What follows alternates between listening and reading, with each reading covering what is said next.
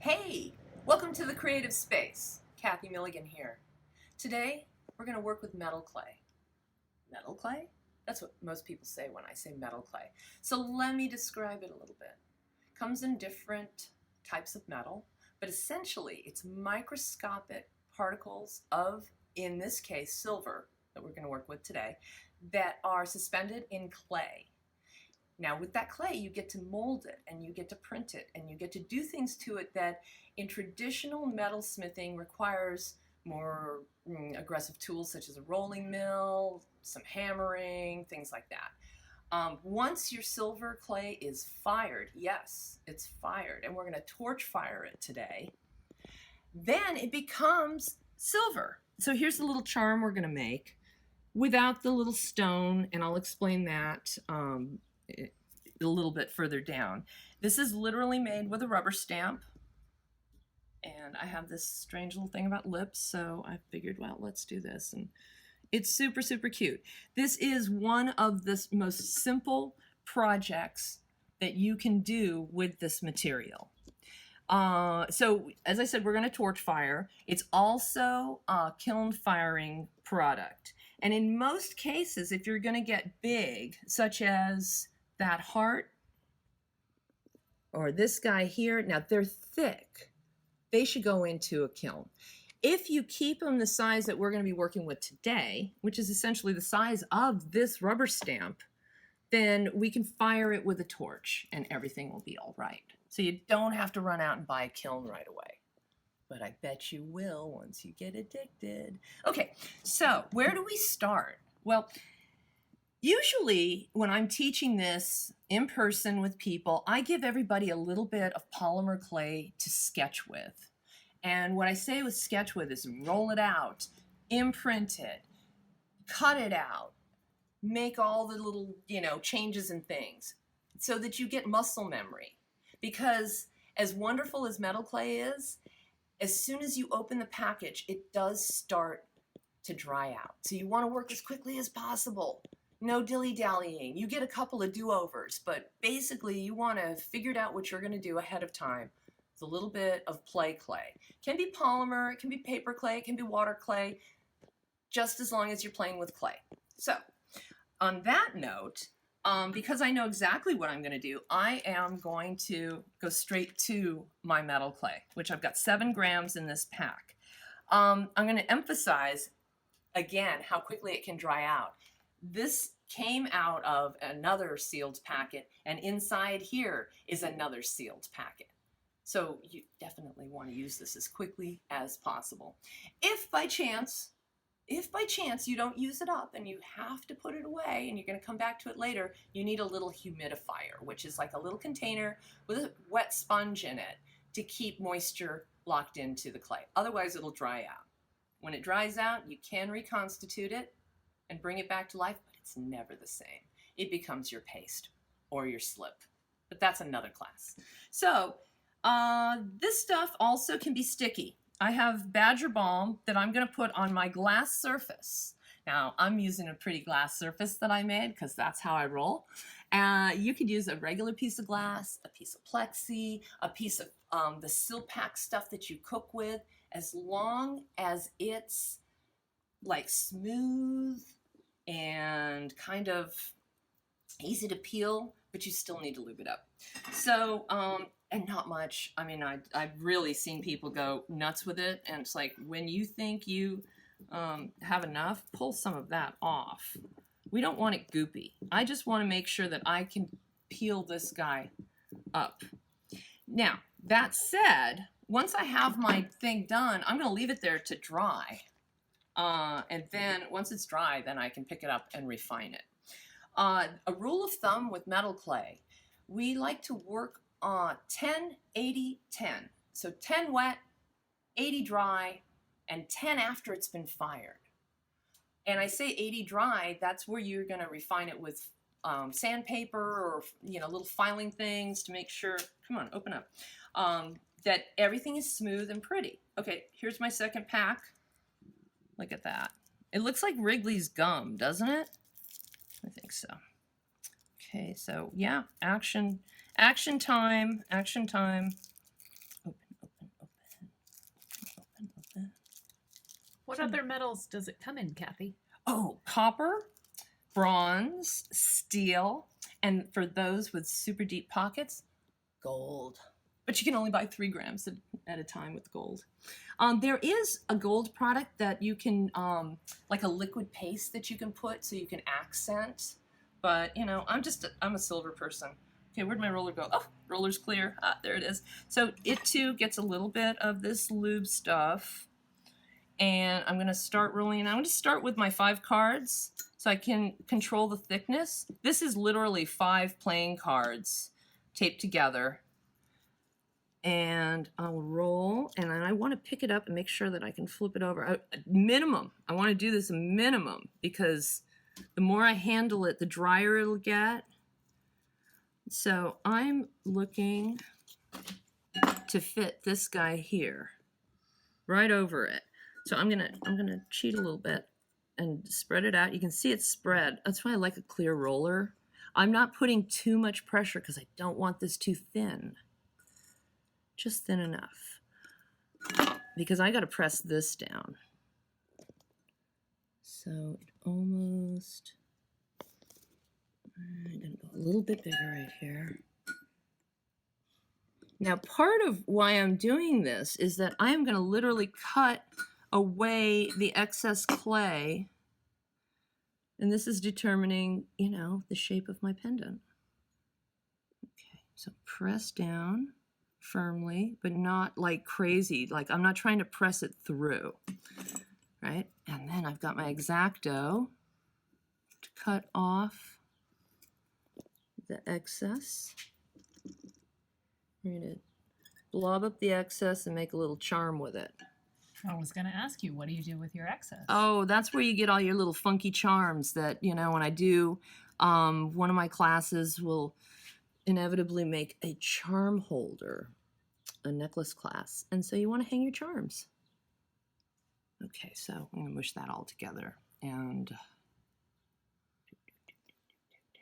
let's put that aside for the moment. Let's have our reveal here. Hopefully everything turned out okay. Perfect! Awesome. Okay.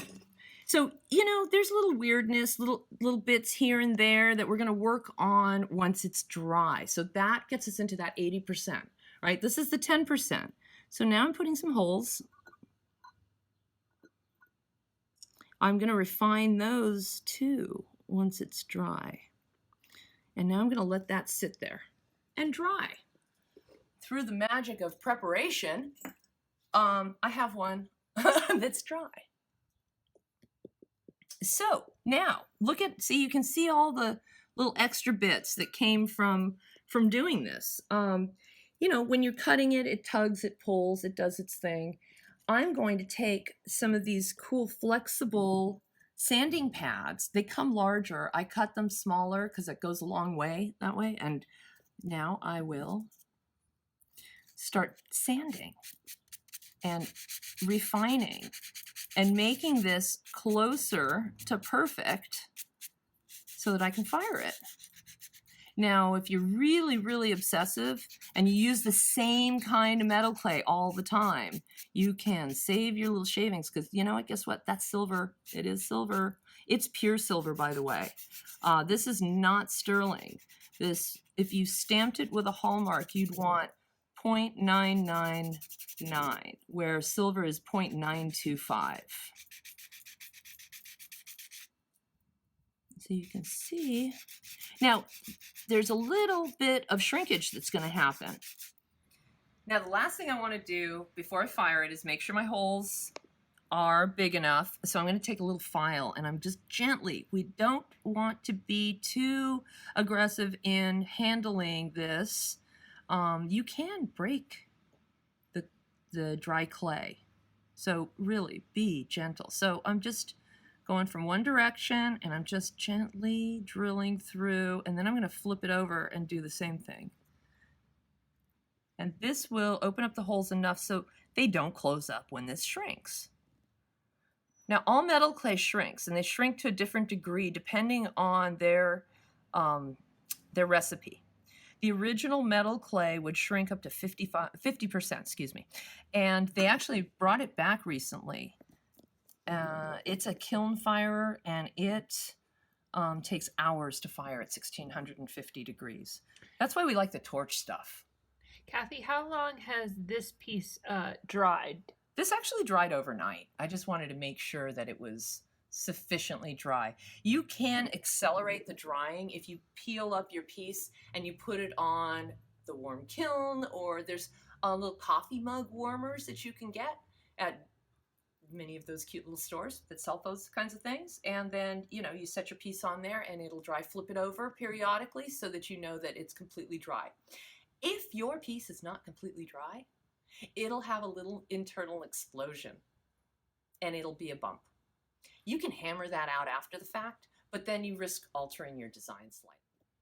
So today's project is getting torch fired. I've got it here on my fire brick and my handy dandy Lazy Susan with rocks in it. It's nice because you can turn it around while you're firing. I've got my handy creme brulee torch. There's two versions here. I'm going to use the bigger one because this guy's wide and I want a little bit wider flame when I go to heat this. Okay, so there's a little lever I press down and then I hit the button. There's also a switch that will allow it to be hands-free. So the first thing you're going to see after it starts to heat up is the clay burn off. So I don't direct the flame in one spot. I move it around so that I'm giving equal heat all over. See how now it's smoking and now it's flaming? That's the clay. Now, as we are firing this, see it's turning white. I'm looking for a soft glow. And as that happens, you might actually even see it shrinking. I see it shrinking. And so we're getting that. Now we're starting to get that soft glow, and I want to maintain that for a bit so that all of this, the glass in my brain, all the metal sinters together. Now I don't want it to get too hot, and you'll know if you're getting too hot because it'll start turning silver and shiny. Then you're on the verge of melting it. Yes, you could melt this down to absolutely nothing. I am almost done. Did you see it shrink? I saw it shrink. Yes, and I see it's pink. And when you say it melts to nothing, would it become liquid? Yes, it would be all Terminator-like, you know, from the movie when he's like, you know, gets all liquid. Cool. I love doing that. But not with some project that I'm actually trying to make work. Solid. Yeah. Okay. Boom. I'm happy. I'm going to turn this off. Set it down. I'm going to grab my trusty tweezers because that's hotter than you want to know. I mean, you can even see there was a little bit of a glow on the brick. Get that over to the side. And I'm going to plunge it in water. Now, I can touch it. Wow, that was quick. That is so quick. Okay, so it's white. Wait, why isn't it silver? Well, because the raw material is white. And it's not until you brush it or you burnish it that you actually lay down those little things, that tendrils or whatever they are, that are standing up. So the more that you rub it with a brush, and then it could be a, one of those burnishing tools. But look, can you see already? And then backside. And, okay, I like power. Let me see. A little bit of power. And the Dremel and a brass. That's a brass brush. This is a brass brush. You gotta be really careful because you can see I can fling this across the way if I want. Now, if I want to get it as shiny as the sample, I tumble it. I use a tumbler with metal shot. Now, what's nice about this brush is it can get into those little grooves, the indentations.